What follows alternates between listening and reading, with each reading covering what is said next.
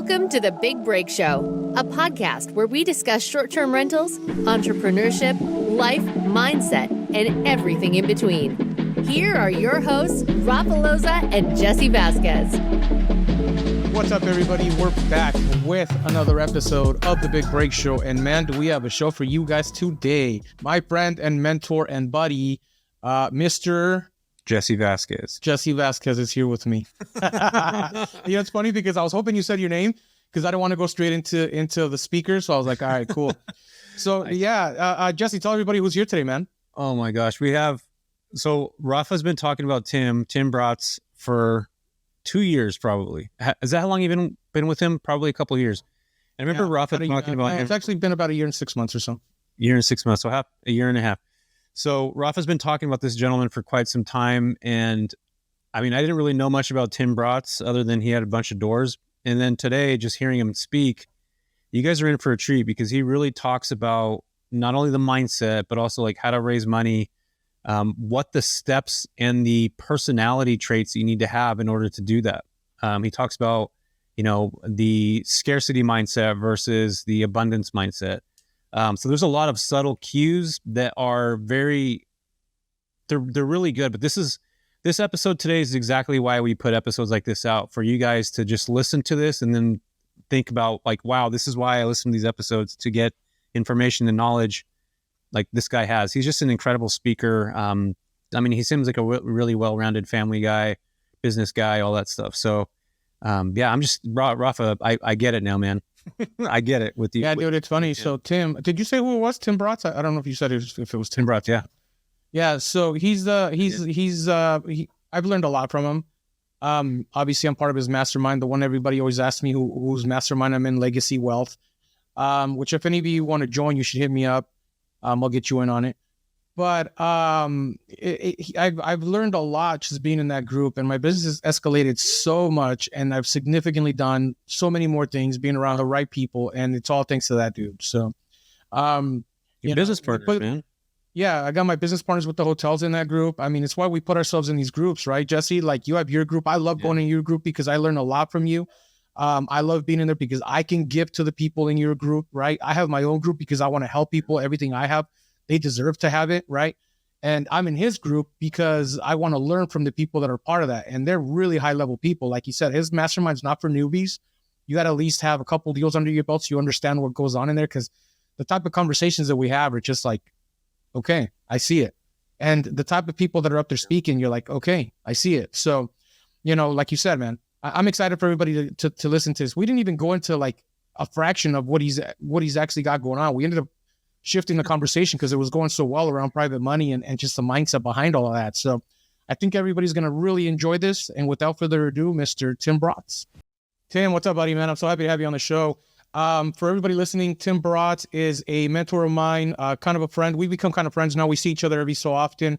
And I'm part of his mastermind group called Legacy, and I absolutely love it. So before we get started, Tim, I want you to introduce yourself, let the audience know who you are, what you're about, and we'll go from there. Yeah. Well, bro, first of all, thank you for having me. And it's always a pleasure. Always have great conversation with you. And whenever we're hanging out at the masterminds and stuff, and especially the small ones, we've got to know each other pretty well. And you're always bringing value. So got a ton of respect for you and everything that you've built, and excited, man. I think it's just the beginning for you too. And Jesse, great to connect with you too, man. Excited to get to know you a little bit more on this show. Yeah. So I'm a blue collar kid from Cleveland, Ohio. My dad was a cop. My mom had a teaching degree, and going through high school and college, is like the early 2000s, and everybody's making money in real estate. And my dad had a part-time business, like a side business that he had made a bunch of money on. And I realized I wanted to be an entrepreneur, right? I didn't really listen to the rules very well. And I wasn't really wasn't attracted to people telling me what to do. And so I like the idea of controlling my schedule, controlling my value of what I was worth, as opposed to somebody else telling me what I'm worth. And I wanted to own a business. And because real estate was going bananas back then, that's what I figured I would get into. And so I got kind of into the trades in 2005. As an intern, started painting houses and had a painting business on the side. I interned for a home builder and was kind of in real estate and saw what was going on. And when I graduated college in 2007, I decided I want to be in real estate somehow. And so I thought you got in real estate by becoming a real estate agent. And although I'm from Cleveland, Ohio, I moved out to New York City. My brother was living out there, and I kind of roomed and bunked with him and got a real estate degree or real estate license. And so got my real estate license, and somehow I parked it with a commercial shop instead of a residential shop, and started brokering, retail leases and office leases and stuff like that. And brokered a couple deals, man. Found out really quickly I need to be owning real estate, not brokering real estate, because that's where the wealth is built. And I couldn't really afford anything in New York, so I moved down to Charleston, South Carolina, and decided that I want to become a real estate investor, and went through the whole analysis paralysis phase for probably about 6 months, and quickly realized wasn't going to learn about investing in real estate by exclusively reading about it in a book. It's like, learning how to swim by only reading about swimming in a book. It's like, you got to fucking get in the water, like you got to go and do the activity. And while you're learning the tactical and technical knowledges and insights and stuff too. And you got to be doing both of them. You got to be taking action, and you have to be learning at all times. And started investing in 2009, bought my first apartment building in 2012, scaled to over 100 units in 2015, and got to over 1,000 units in 2018. And today I'm at around a little over 4,000. I've done probably 6,000 rentals or doors in my career, and hold a portfolio of about 4,000 doors right now. Holy smokes. There's so much to unpack, dude. So much to unpack there. You made that seem so easy. It was like, okay, I started. Well, it's not easy. Not easy. I gave you the highlight reel, right? If you want to talk about the blooper reel, we can spend some time on that, man. Yeah, that was ESPN highlight reel. Literally. Yeah, there's a lot of struggles in between, and I think that's where the learning lessons are. So let's spend some time on that. Yeah, that's literally what I wanted. Yeah, to Rafa, do you mind talk about some of your learning lessons? Do you mind if I ask a question real quick? Okay, cool. Tim, you talked about wanting to be an entrepreneur early on. Did you know how some people are like, I used to sell baseball cards in elementary school. Did you have that, or was that kind of just like? Because I think I'm very similar to you in a way, and I think Rafa is too, and maybe a lot of entrepreneurs are, where they just don't want to be told what to do. So was that like kind of like your drive to be an entrepreneur, or was it something internal, or did you learn it from your parents? I mean, I always had like some sort of something going on. Like I would cut kids' hair in high school, right? Like, was I an entrepreneur? Or like, I don't know. I just kind of told my buddies I'd cut their hair, and they'd pay me $5 or something, and I was able to buy a cheeseburger with it or something, right? Yeah. And then in college, I would continue cutting people's hair, and and also in high school, I used to like burn CDs. Remember when that was a thing? Yeah. Like Napster and Audio Galaxy, and you can download free music, LimeWire tapes, and people would say, "Hey, put these 20 songs on there," and I'd do it and give them a mix CD or something. And so I had like stuff like that I did. And I remember not interned, but I worked for this freaking guy between my freshman and sophomore year of college. And dude, it was like one Saturday or something, and I was supposed to work from 9 a.m. to 2 p.m. or something like that. And I had I was like the captain of like this like rec baseball league team. It was, it wasn't really that. But I was like the captain. It was a big deal. It was me and my buddies. It was like our social activity that we would do, like play softball every Saturday or whatever it was. And I was supposed to work from 8 a.m. to 1 p.m. All right.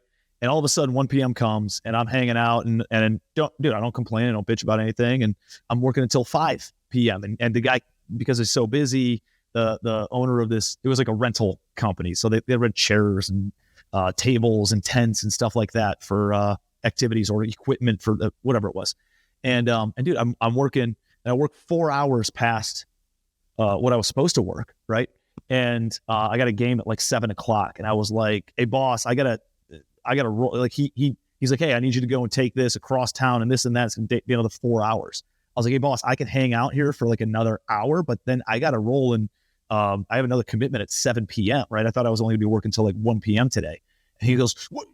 You want me to shut down my goddamn business so that way you can go play a baseball game?" I was like, "No, I'm not cut out to be an employee, right? I'm out of here. I'll go start my own friggin' business. Like, I'm making $8 an hour. Go, fucking kick rocks, And by the way, I've been helping you out like for 6 hours past my shift, I quickly realized like I'm not cut out to be an employee, and nothing to be said against employees. It's just there's certain behavioral types. And I remember in after college, I took like a personality assessment to go become like a sales rep for some pharmaceutical company. My buddies were all making six figures in selling pharmaceuticals, and I took this test, and it's like, hey, do you follow plans? Do you follow blueprints? Do you do this? And I was like, no, not if there's a better way. Like I remember checking all those boxes, and I failed the behavioral assessment because of that. And I was like, oh, that must be why.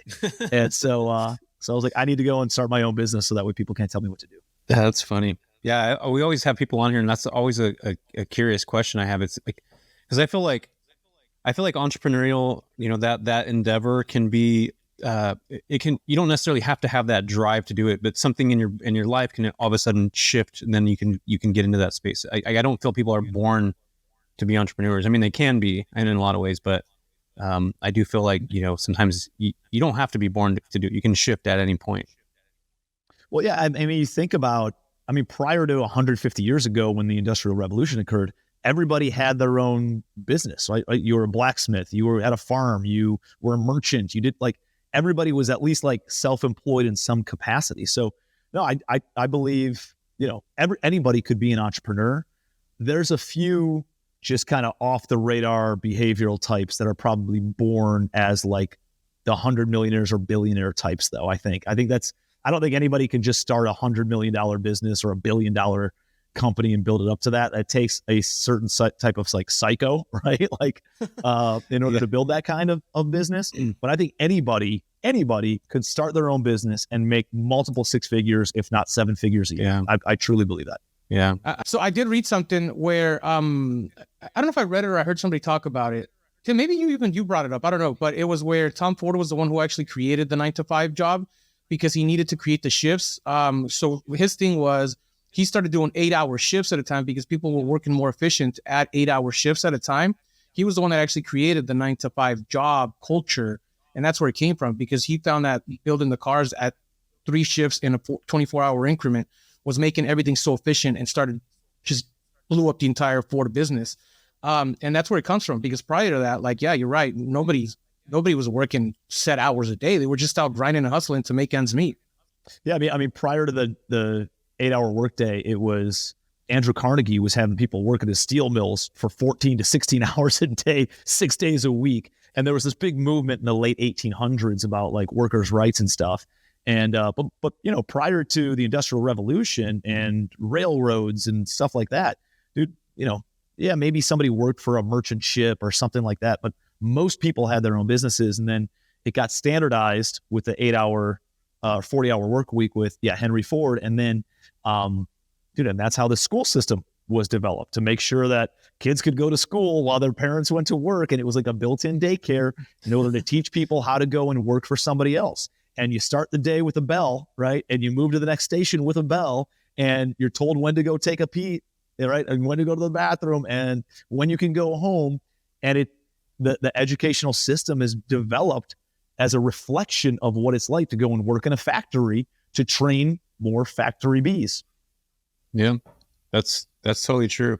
I heard Alex Hormozi had this, they did some study, or not him, but he was talking about some scientists that did this study on like multi-millionaire or billionaires. And he said they all had 3 common traits. One of them was the ability to have self-control, like unwavering ability to have self-control. And then here's the 2 that were like counterintuitive to each other. The first one was the person thinks they deserve like money, wealth, happiness, whatever.